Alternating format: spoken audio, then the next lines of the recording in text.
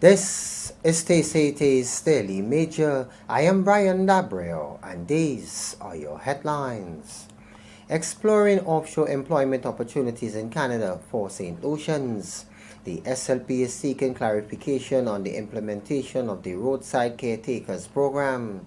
The opening ceremony of a juvenile justice program was held this Thursday at the Police Training Academy, and Venezuelans and Trinidadians are battering on the high seas.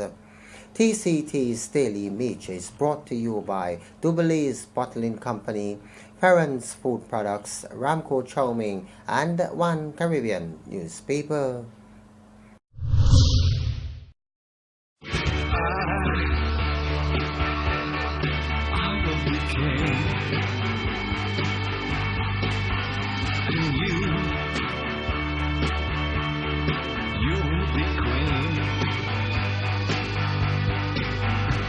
So nothing will keep us together. Oh, we can be heroes just for one day.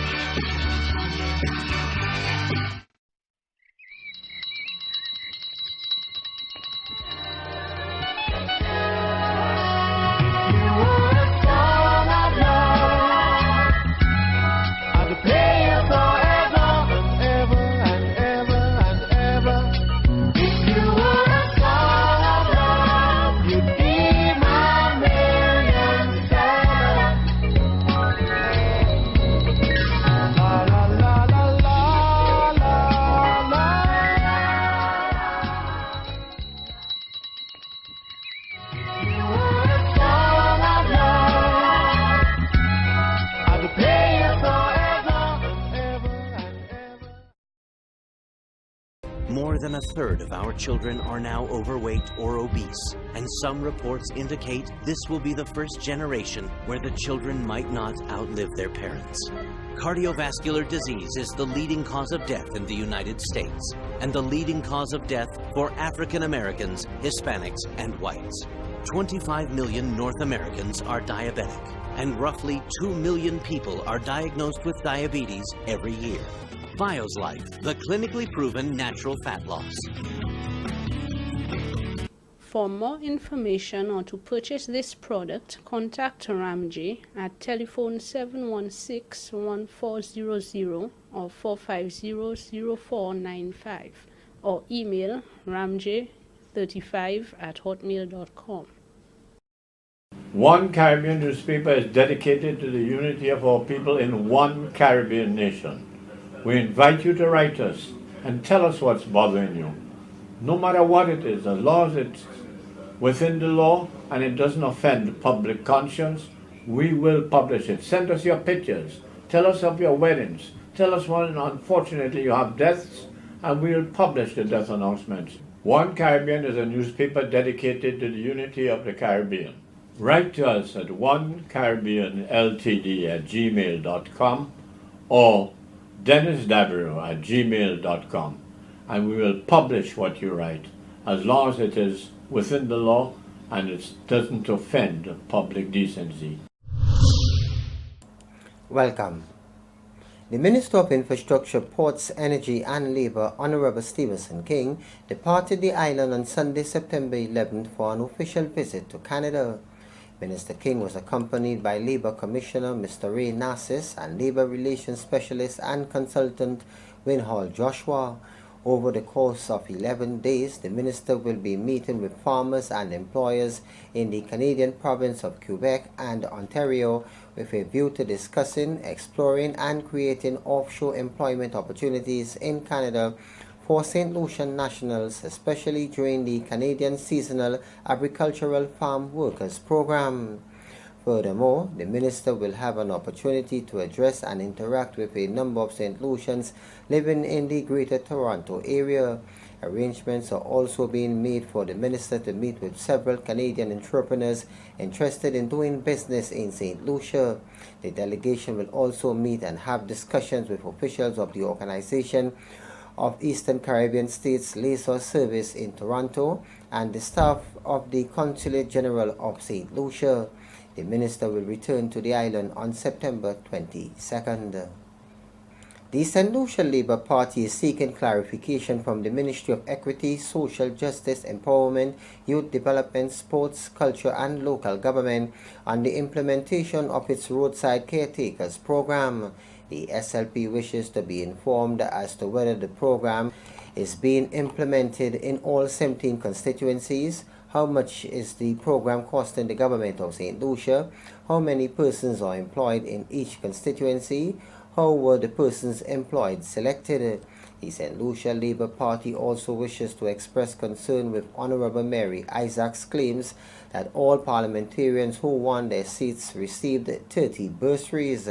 The St. Lucia Labour Party wishes to state that none of its parliamentarians were informed nor invited to submit requests for bursaries. It is dishonest and patently wrong for Honourable Isaac to imply that such was the case. In addition, Senator Honourable Isaac claims that she got 15 bursaries as a handout for not winning her constituency. The St. Lucia Labour Party calls upon Honourable Leonard Spider Montoot to clarify the claims of Senator the Honourable Isaac by providing answers to the following: whether opposition parliamentarians were informed of the 30 bursaries which were allocated as claimed by Honourable Isaac, are all UWP losing candidates getting 15 bursaries and other assistance as Senator Isaac claims to be getting? If so, will the SLP losing candidates also be allocated 15 bursaries and other assistance? In addition, the St. Lucia Labour Party understands from all evidence and present practice of the UWP government, it is obvious that every attempt is being made to exclude parliamentarians from the St. Lucia Labour Party from benefiting from allocations made. This is contrary to the practice of the St. Lucia Labour Party when in government, when it ensured that then opposition parliamentarians received allocations and assistance. The opening ceremony of a juvenile justice program was held this Thursday, September 15, at the Police Training Academy. The Honourable Leonard Montoot is the Minister of Equity, Social Justice, Empowerment, Youth Development, Sports, Culture and Local Government. Police officers as well as correctional officers are significant partners in the reform of our juvenile justice system and our child protection system. The police in particular, in many instances, are the first responders in cases of child abuse and juvenile justice matters, and consequently, the quality of response provided is critical in ensuring that the cases are dealt with in an effective manner. The primary role of the police in responding to juvenile justice matters and reports of sexual offences against children is to conduct investigations that ensures that the criminal justice system has all the relevant information which would ensure that justice is conducted swiftly, fairly, and efficiently. This role, however, must be conducted in such a way that it does not further traumatize or victimize the complainants or their families, and as such, we recognize the need for our police to be adequately trained if they are to fulfill that role. This training on juvenile justice and child protection with our police officers and correctional officers, which commences today, is certainly welcome at this particular point in time, as the Department of Equity, Social Justice and Empowerment continues on the journey of reforming our juvenile justice system. Deputy Commissioner of Police Mr. Milton Daisy also addressed the gathering. We believe that a general understanding of the juvenile justice system is one of the good tools, especially for frontline law enforcement officers, because you are usually the first persons to encounter these, these children. Okay. We also believe that presently the juvenile justice system, there's need to reform it.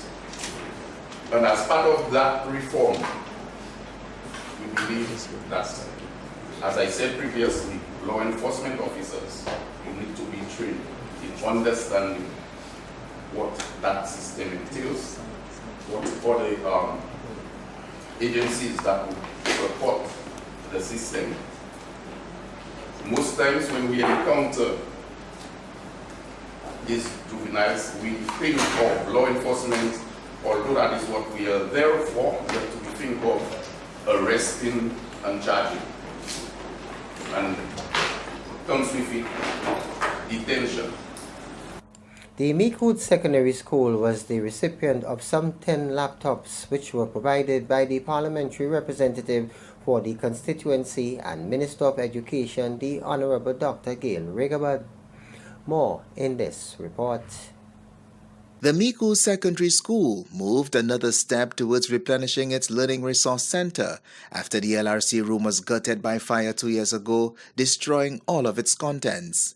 Minister for Education, Innovation, Gender Relations and Sustainable Development, Honorable Dr. Gail Rigobert, who is also the parliamentary representative for Meekwood North, made a donation of some 10 laptops to the school at a brief ceremony recently.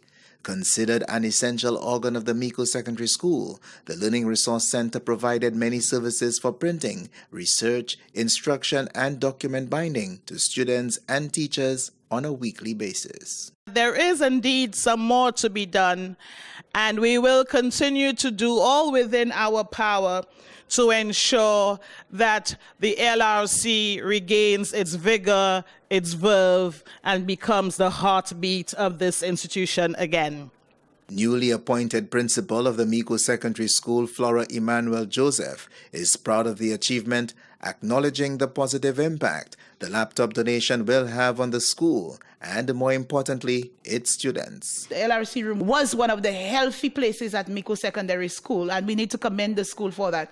Very often you go to schools where the LRC rooms are barely used, and it is often encouraging to note that the schools make a maximum use of the LRC room and, of course, provide the necessary support that is needed for the students. Minister Rigobert thanked students and teachers for their patience and announced that the school would, in the coming weeks, be allowed to use the nearby Meekwood ICT Access Center as an additional classroom to provide more students the opportunity to pursue studies in IT courses provided at the institution.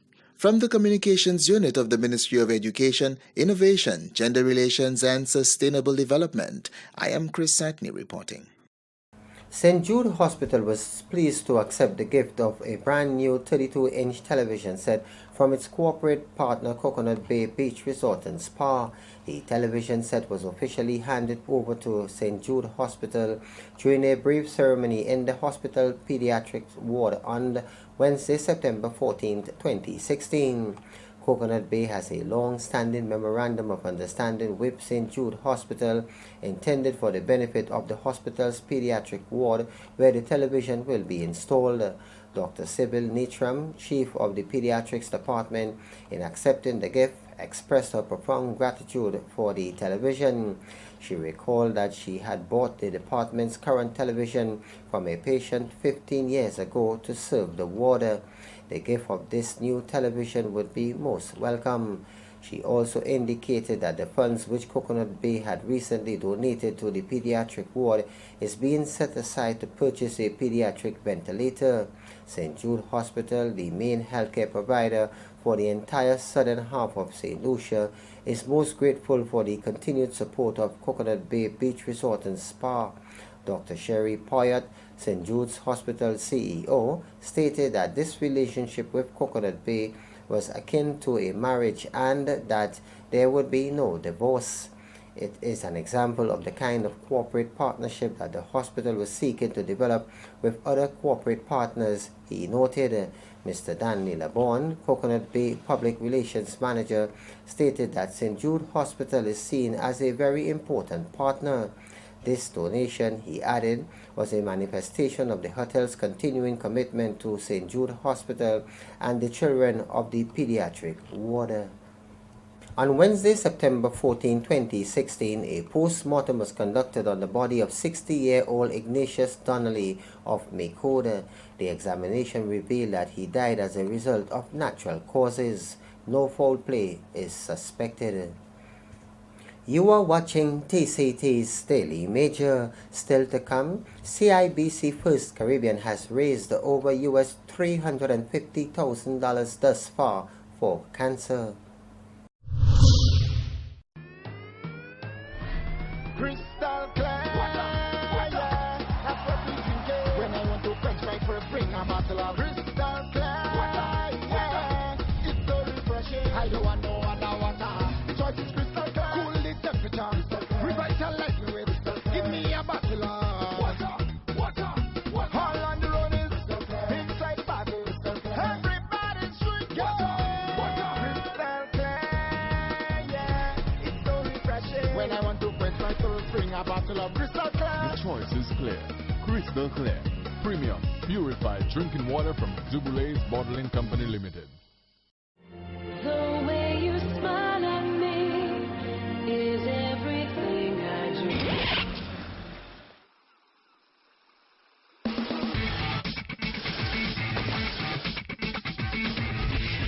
How is that boy running up?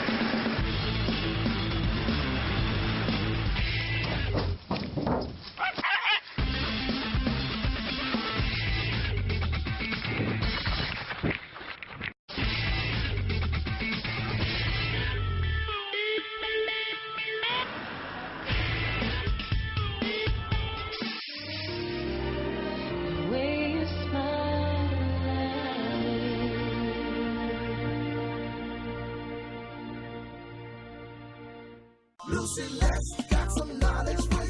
Your Lucelec bill has been redesigned to give you more information. The top portion of your bill contains an invoice number, Lucelec's VAT identification number, and customer address. A past due stamp is displayed if your payment is overdue at the time of billing. Ignore it if you've already made your payment. To the right is a barcode for easy processing of your payments at Lucelec's customer service offices only. The billing summary highlights any amounts due from the prior billing, total of all payments made between your last bill and your last payment date, any other charges or credits to your account, any fees for returned checks or reconnection, VAT charges on these fees, the balance brought forward, your current charges for the billing period, the total amount outstanding on your account, and the date by which it should be paid.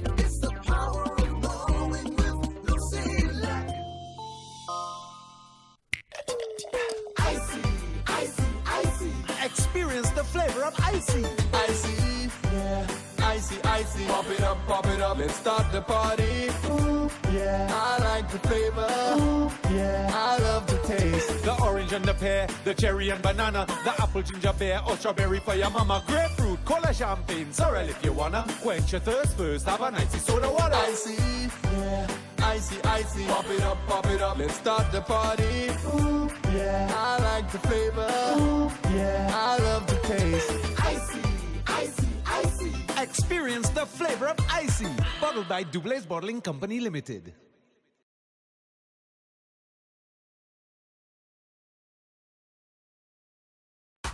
Ramco pasta is a master. Your staple of choice because the quality is superior. No gluten, no white flour, 100% semolina. Ramco pasta tastes better. I swear, Ramco pasta forever. When I using mac and cheese, bon. Give me some more, please. Ramco have variety, go Betty to Betty and Fusilini. Ramco, the taste we know, met you. Now available at all leading outlets. Distributed by Ramco. For more information, call 450-0495. Thanks for staying with us. One of the region's largest cancer fundraisers is less than 3 weeks away and so far has raised over US $350,000 in support of cancer care and awareness. Now in its 5th year, CIBC First Caribbean's Walk for the Cure will see thousands of walkers and runners across the 16 territories where the bank is located converting major highways into seas of pink and white over the weekend of October 1st and 2nd, 2016. The walk, which is held in partnership with cancer care organizations in each territory, has set a target of raising US $500,000 this year, all of which will be donated to those organizations to assist with the purchase and maintenance of equipment used in the diagnosis and treatment of cancer patients. The funds are also used to provide assistance, care, and counseling to patients and their families, as well as to raise awareness through education campaigns across the region. Over the past 4 years, the bank has raised over US $1 million from the event, primarily supported by generous corporate donors and diverse fundraising activities and events hosted by staff members. This year, the bank's business in St. Lucia has partnered with Digicel, Gold Sponsor, and Beyond Limits Design and Construction, Bronze Sponsor, along with several other business houses to stage the Walk for the Cure. Proceeds from the Walk for the Cure will support Faces of Cancer and the St. Lucia Cancer Society. Co-chairs for this year's walk, CIBC's First Caribbean executives Trevor Tosas and Mark St. Hill, praised the fundraising efforts of the bank staff and the enthusiastic support of the business community who have been coming on board as sponsors. The St. Lucia Cultural Map is an interactive resource that maps data on persons, places, and spaces engaged in either cultural or creative activities across St. Lucia. A ceremony to mark the official launch of the Cultural Map was held at the Cultural Development Foundation on Wednesday, September 14, 2016. Mr. Kennedy Booth Samuel was the featured guest speaker at the event. The main activities that we conducted over the project period were one, mapping training, this whole business that we were getting into. And we want to say a big thank you to some of the facilitators who helped us with this training. Lots of help came from the Department of Statistics. Mr. Richard Harris supported all the time, so a big personal thank you to you for your supportive work. And I venture to add, on behalf of the Cultural Development Foundation, Shoma Lawrence in your department also was very, very, very helpful. We were trained in the Creole language, literacy in the Creole language, because we were going into some of the far corners of St. Lucia, and our reality is a bilingual reality. And in photography, I want to say a big thank you to Finola from the Cultural Development Foundation for that. And then in addition, we benefited on an ongoing basis from the guidance of a technology consultant who worked with us right through the project, Sean St. Clair, and his guidance on the efficient use of communication technology that we had. The second area of activity was data sourcing, and we identified lots of pre-existing data and sifted through them to gather relevant information on the arts and artists in all these pilot communities. Some of these sources included the National Performance Program database from the Ministry of Tourism, Heritage and Creative Industries, the Creative Industries database from that ministry also, the JETE activity program that the ministry had implemented from 2013 to 2014. This report gave us a number of new performers in the art sector. A third area of activity was actually the community cultural mapping, interviews. The data on the arts and cultural resources in the 7 pilot communities were collected mainly through the completion of questionnaires submitted to artists, cultural workers, venue owners, site managers, and others. The questionnaires were completed by the data collectors on a daily basis while making working visits to individual communities. Questionnaires were also completed by persons who attended various community cultural mapping sessions. And that was the fourth and probably the most significant area of activity for the project, what we call community cultural mapping sessions.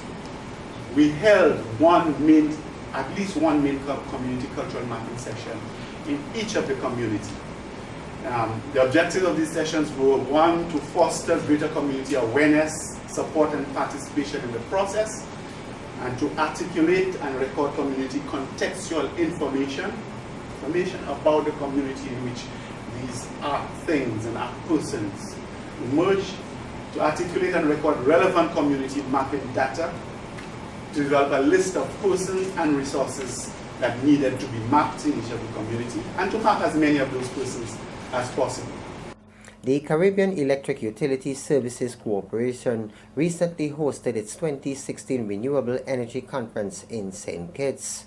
Mrs. Nika Snack is the Communications Officer attached to CARILEC. So our theme was Renewable Energy Ready, Are We Ready?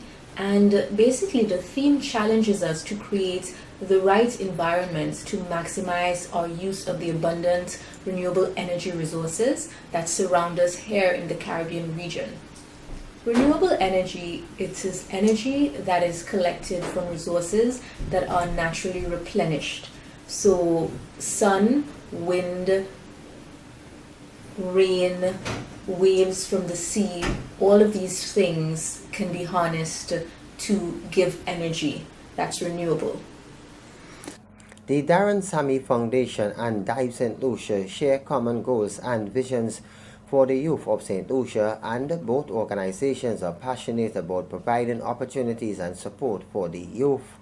Given this shared vision, it is not surprising that this strategic collaboration has come into being, and Dive St. Lucia is looking forward to being able to participate in and support the activities of the foundation. We will be opening up our facilities and events and providing reward and opportunities for individuals identified by the foundation, and we are excited to be able to provide whatever assistance we can. Darren Sammy Foundation merchandise is available for purchase at the Dive St. Lucia store located next to the Rodney Bay Marina, and all monies will go directly to the foundation. There will be a limited number of signed shirts available for purchase. To find out more about the Darren Sammy Foundation, please visit darrensammyfoundation.org. That is darrensammyfoundation.org. On the regional front, it has been reported that Venezuelans and Trinidadians are battering on the high seas, selling and or exchanging arms and ammunition for food and basic commodities. These trades also take place at some of TNT's remote coastal ports, according to Assistant Superintendent of Police Burnley Gift of the Organized Crime, Narcotics and Firearms Bureau. He made the comments yesterday at the police weekly press briefing, where he said there is a need for greater monitoring of the numerous ports of entry scattered along Trinidad and Tobago's coastline. While the smuggling of guns and ammunition from South America is not new, there are concerns that the economic crisis in neighboring Venezuela, which has resulted in shortages of basic goods, could add to the problem and result in guns being exchanged for food and supplies on a larger scale. ASP Gift said most guns and ammunition entering the Twin Island Republic originated from the South American mainland and North America. From January 1st to September this year, 545 illegal guns and 16,671 rounds of illegal ammunition were seized, compared to 450 illegal guns and 6,575 rounds of ammunition for the same period last year. Now for the weather report. Present weather at Huronora fair at George Charles, partly cloudy. Total rainfall for the month thus far at Huronora 60.8 millimeters. At George Charles 95.1 millimeters. Sunrise tomorrow 5:56 a.m. Forecast for St. Lucia Valley for the next 24 hours. Winds will be blowing from the east-southeast near 9 miles or 15 kilometers per hour, becoming lighter at times. Weather, fair skies becoming cloudy at times with scattered showers and a chance of thunderstorms. Seas slight with waves 3 to 4 feet or 0.9 to 1.2 meters. Forecast for the Lesser Antilles. Fair skies becoming cloudy at times with some scattered showers and a chance of thunderstorms. Tropical weather outlook. A weak low-level trough will cause some showers to develop over the eastern Caribbean region during the forecast period. A tropical wave located over the central tropical Atlantic is moving westward near 17 miles or 28 kilometers per hour. At 11 a.m. today, the center of tropical depression number 12 was located near latitude 17.7 north, longitude 30.4 west, or about 2,000 miles or 3,200 kilometers east of the Lesser Antilles. It is moving towards the west at about 13 miles or 206 kilometers per hour. Some strengthening of this system is expected as it moves closer to the islands. Residents are advised to monitor the progress of this system. Finally, unbelievable but true, we invite you to have a look at some unusual football antics.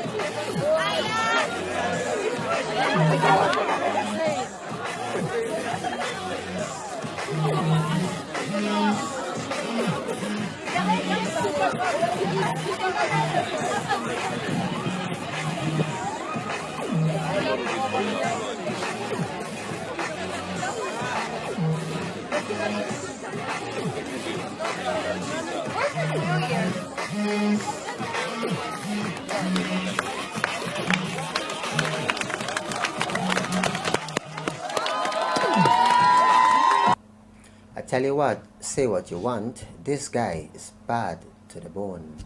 Trust me. Here's where we come to the end of this edition of TCT's Daily Major. But before we go, another look at the headlines. Exploring offshore employment opportunities in Canada for St. Lucians. The SLP is seeking clarification on the implementation of the Roadside Caretakers Program. The opening ceremony of a juvenile justice program was held this Thursday at the Police Training Academy, and Venezuelans and Trinidadians are battering on the high seas. TCT's Daily Major was brought to you by Duboulet's Bottling Company, Farron's Food Products, Ramco Charming, and the One Caribbean newspaper. As usual, on behalf of the entire news team, I am Brian Dabreo. Thanks for viewing.